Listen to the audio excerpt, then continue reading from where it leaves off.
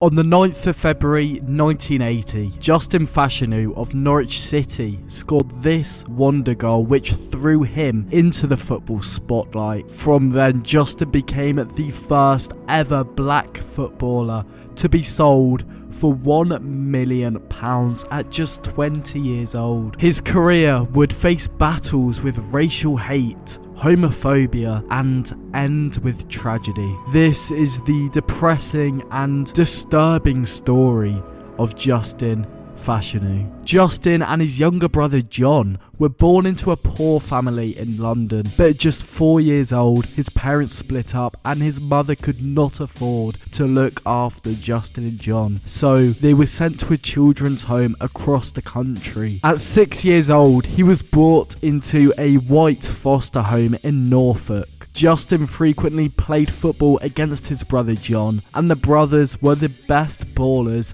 in their new school. A football scout from local Division 1 side Norwich City watched a school match which Justin played in and was impressed with his ability, pace, and eye for goal. Norwich offered Justin a schoolboy contract and he excelled in the youth academy. At 16 years old, he signed a professional contract and made his league debut just a month later. The ability and potential of Fashanu were never seen and he stood out for his skin colour too. Unfortunately, racist abuse on and off the pitch was common, and Justin's introduction to the competitive men's game was met with slander. Justin temporarily silenced the hate when he scored that iconic strike in the intro, which would win him the goal of the season, listing the player as a hero in the eyes of the Norwich fans. While at the club, he was capped 6 times for the England under-21s and scored 40 goals in 103 appearances for club. Justin's talent caught the attention of bigger clubs, and his inevitable departure out of Carrow Road came in 1981 when he signed for Nottingham Forest, making him Britain's first ever £1 million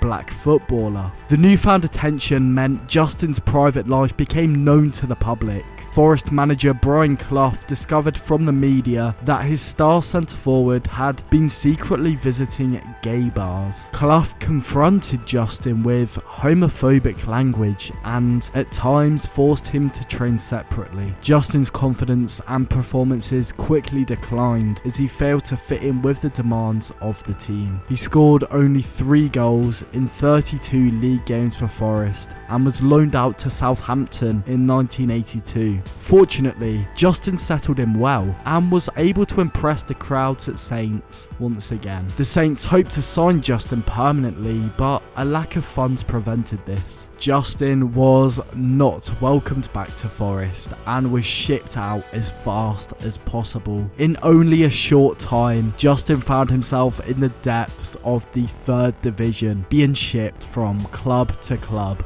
until 1985, when a knee injury threatened to end his career. Justin fell out of the public eye, and it was his brother, John, who escaped his older sibling's shadow by signing a record deal with Wimbledon FC and becoming a key player in their FA Cup winning team. The aggression of Wimbledon's crazy gang labelled John as a tough, no-nonsense player, whereas Justin was labelled an unusual nobody. Justin set up a new life in the USA and after a successful knee surgery was back playing again in Los Angeles. He ended his American stay with 27 goals in 47 games before signing for 1st Division side Manchester City. Justin's life back in England was, of course, difficult. He had a terrible relationship with his brother, was taunted and assaulted in the street, and after making just 2 appearances for Man City, he would jump from yet again one club to another,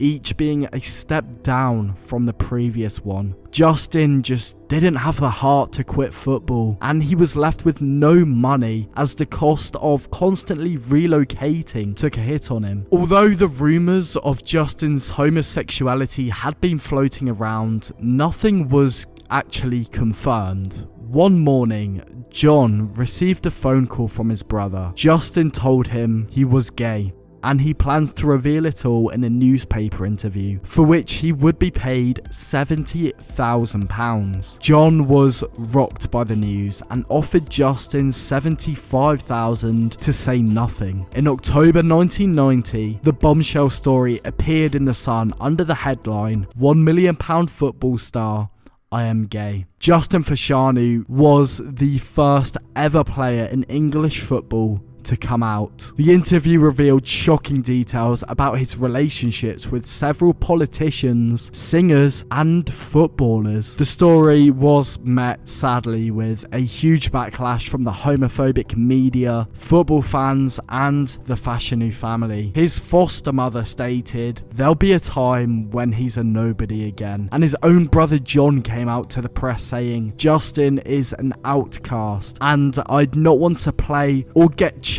in the same dressing room as a gay person." Justin would now spend the rest of his footballing career frequently abroad. He hung up his boots in 1997 and started a new chapter as a football coach to an American professional team in Maryland. Unfortunately, in his turbulent life, there was another scandal for Justin to face. In March 1998, a 17-year-old boy claimed to police that he had been SA'd by Justin after the pair had slept together. This alleged SA had taken place in Justin's apartment, where the police came to question him, to which Justin denied the allegation. The police returned to the property with a warrant to arrest him on 3 charges. However, Justin had left the country. Brother John came out and said he has not spoken to Justin in 7 years and had no idea where he was. It doesn't interest him one bit what he does. Sadly, on May the 3rd, 1998, Justin Fashanu was found in a deserted London garage where he took his own life.